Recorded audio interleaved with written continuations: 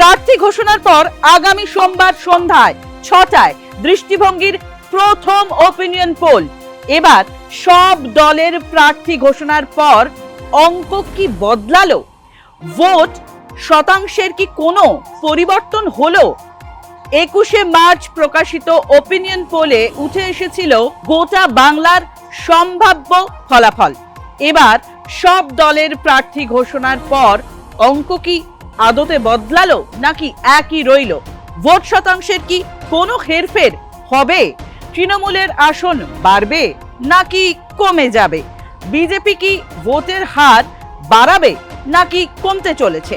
দাগ কাটতে পারবে বাম, কংগ্রেস? অন্যদিকে বঙ্গের ভোটে আদৌ প্রভাব কি ফেলতে পারবে আইএসএফ? জানতে নজর রাখুন দৃষ্টিভঙ্গির ফেসবুক পেজ, ইউটিউব চ্যানেল এবং অন্যান্য সোশ্যাল মিডিয়া প্ল্যাটফর্মে।